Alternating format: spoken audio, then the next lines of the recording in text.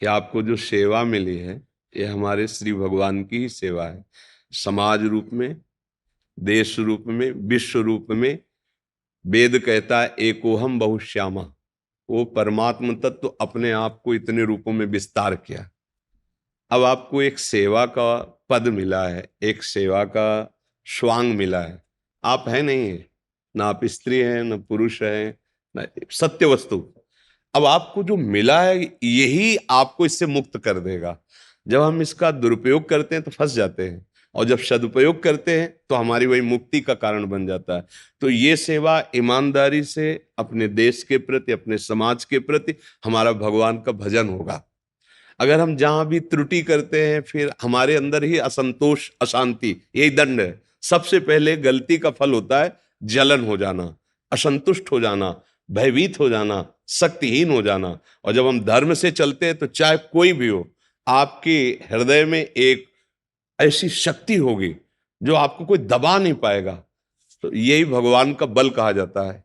तो हम कभी अधर्माचरण न करें और कभी अधर्माचरण करने वालों को छूट भी न दें, क्योंकि अधर्माचरण पर शासन करना ये भगवान की पूजा होगी। क्योंकि आपको वो पद मिला हुआ है, अलग से माला पकड़ने की जरूरत नहीं है। जब कभी आपको समय मिले तो जो भगवान का नाम प्रिय हो उच्चारण कर लीजिए। नहीं, सत्य और धर्म को साक्षी करके आप अपनी जो सेवा दे रहे हैं, ड्यूटी दे रहे हैं, ये भगवान का ही भजन है। और इसी से भगवान प्रसन्न हो जाते हैं और इसका आपको परिणाम मिलेगा इसी जन्म में। जब आप इस सेवा से निवृत्त होंगे तो आपका मन भगवान की तरफ खींचने लगेगा। और अगर आप त्रुटि कर दिए तो आपका मन विलासिता की तरफ खींचने लगेगा। विलासिता, भोगों, संसार के राग। जीवन का लक्ष्य है तो छूटेगा शरीर, आज नहीं तो कल ये पद भी जाएगा। तो कम से कम हम जहां चढ़ चुके हैं अब इसके नीचे न गिरे, अर्थात हम मनुष्य शरीर में आ गए। जैसे आप जितनी सुविधा पा रहे हैं उससे अब नीचे रखा जाए तो कष्ट होगा।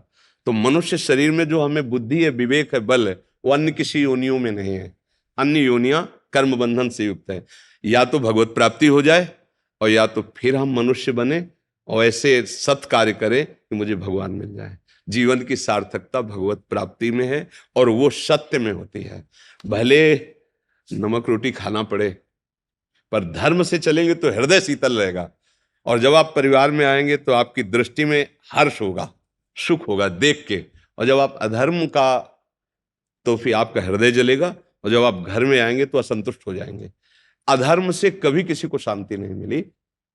धर्म से थोड़ा दुख का अवसर देखने को मिलता है, पर वो एक दिन परम सुख को निश्चित प्राप्त होता है। जैसे धर्मराज युधिष्ठिर और दुर्योधन, वो अधर्म का तो भीष्म पितामह जैसे महापुरुष को भी परास्त होना पड़ा। और धर्म तो वनवास जरूर मिला लेकिन सिंहासन पर वही विराजमान है। इसलिए धर्म का आश्रय लीजिए।